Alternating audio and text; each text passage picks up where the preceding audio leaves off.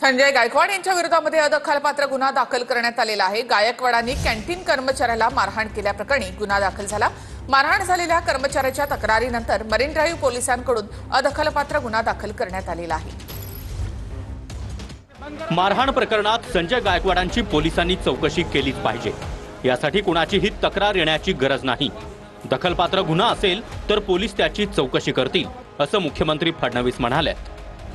गायकवाडांविरोधात तक्रार दाखल नसल्यामुळे चौकशी करता येणार नाही, असं गृहराज्यमंत्री योगेश कदम म्हणाले होते। विधिमंडळाच्या अखत्यारीमध्ये ही घटना घडलेली आहे। माननीय अध्यक्ष महोदय आणि सभापती महोदयांनी याच्यावर योग्य निर्णय घ्यावा, असं माननीय मुख्यमंत्री महोदयांनी देखील काल काल की परवा विधान परिषदेमध्ये त्याचं वक्तव्य केलं होतं। त्याच्यावर योग्य ती कारवाई नक्कीच केली जाईल। शेवटी फिर्यादी देखील हवात ना, फिर्यादीशिवाय आपण करू शकत नाही, पण फिर्यादी असतील तर त्याच्यावरती कारवाई केली जाईल। निश्चित पोलिसांनी चौकशी केलीच पाहिजे। पोलीस चौकशी करतील याच्याकरता कोणी कंप्लेंट असण्याची आवश्यकता नाही आहे। त्याच्यामध्ये कॉग्निझेबल ऑफेन्स जर होत असेल, फोर्स किती यूज केलाय याच्या आधारावर तो ऑफेन्स ठरतो। पोलिसांना कारवाई करू द्या, योग्य कारवाई करतील। फडणवीसांनी कारवाईच्या अनुषंगानं वक्तव्य केल्यानंतर कारवाईला घाबरत नसल्याचं संजय गायकवाड यांनी म्हटलंय। मुख्यमंत्री फडणवीसांना भेटणार असल्याचंही गायकवाडांनी सांगितलं। कारवाई होईल तर मी काही कारवाईला घाबरत नाही। मी कायदा हाती घेतलेला आहे। जे होईल त्याला मी सामोरच जाईल आणि मी जाणीवपूर्वक केलेलं आहे, कारण तक्रारी करून काहीच उपयोग होत नव्हता आणि म्हणून मला या मार्गाने इच्छा नसताना जावं लागलेलं आहे, जाणीवपूर्वक जावं लागलेलं आहे। मला माहिती आहे की मी चुकीचं करतो, पण ते मी केलेलं आहे। देवेंद्र फडणवीसांसोबत बोलणं झालं का? तुम्ही भेटणार होता त्यांना? नाही, मी काल रात्री आल्यामुळे माझी त्यांची भेट झाली नाही, पण मी भेटेल त्यांना। बनियान टॉवेल गँगचं नेतृत्व गायकवाडांनी केल्याचं म्हणत राऊतांनी कारवाईची मागणी केली आहे। तर हे माझं साधं राहणीमान असून राऊतांनी अकलेचे तारे तोडल्याचं म्हणत गायकवाड यांनी राऊतांवर पलटवार केलाय।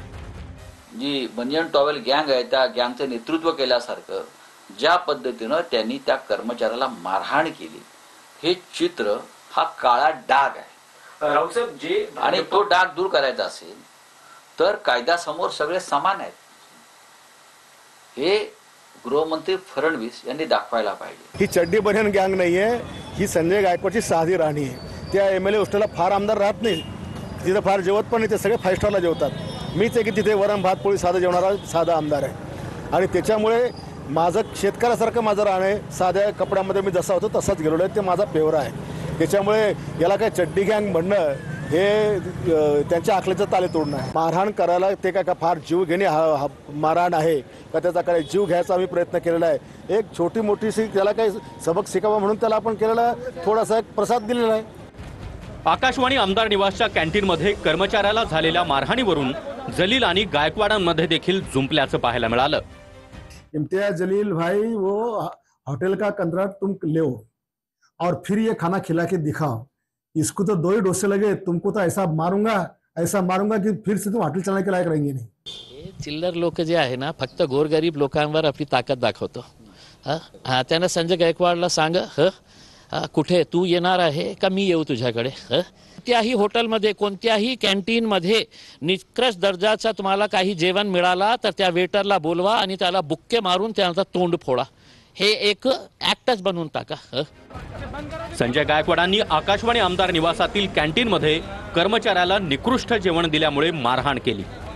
कॅन्टीन कर्मचाऱ्याला आमदार संजय गायकवाड यांनी कानाखाली लगावली, त्याला ठोसे आणि चापट मारल्याचा व्हिडिओ समोर आला होता। विरोधकांनी संजय गायकवाड यांच्यावर कारवाईची मागणी करत आक्रमक पवित्रा घेतला।